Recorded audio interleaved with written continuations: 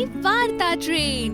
આ ટ્રેન રોજ રોકાય છે નવા સ્ટેશનો પર, તમને મળાવે છે એક નવી વાર્તા સાથે અને કેટલાય નવા પાત્રો સાથે। તો બધા મુસાફરો વાર્તાની મુસાફરી માટે તૈયાર? તારું છે તો મારું પણ છે।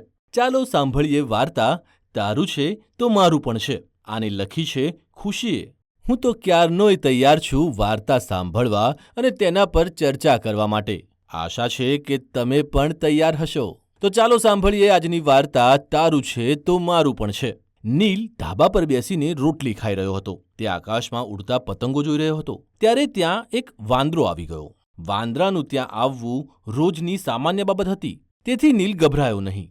વાંદરાએ રોટલી પર તરાપ મારી, પણ નીલ જાણે તૈયાર હતો। તેણે જોરથી રોટલી પકડી લીધી। વાંદરો નીલ પાસેથી રોટલી ઝૂંટવા લાગ્યો, પણ નીલ મુઠ્ઠી ખોલવા તૈયાર નહોતો। નીલ બૂમો પાડવા લાગ્યો। બૂમ સાંભળી મમ્મી ધાબા પર આવી ગઈ। તેમણે નીલના હાથમાંથી રોટલી લઈને વાંદરાને આપી દીધી। વાંદરો રોટલી મેળવીને જીતની ખુશી મનાવવા લાગ્યો અને દૂર એક દિવાલ પર બેસીને ખાવા લાગ્યો। તે વારંવાર નીલને જોઈ રહ્યો હતો, જેમ કે ચીડવી રહ્યો હોય, તારી મમ્મી મારી પણ મમ્મી છે અને તારી રોટલી મારી પણ રોટલી છે। નીલ વિચારમાં પડી ગયો કે મારી મમ્મી આની મમ્મી ક્યારથી થઈ ગઈ?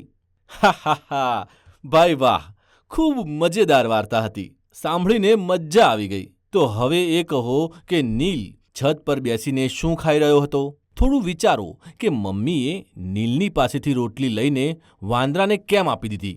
નીલ સાથે જે થયું એવું શું તમારી સાથે થયું છે?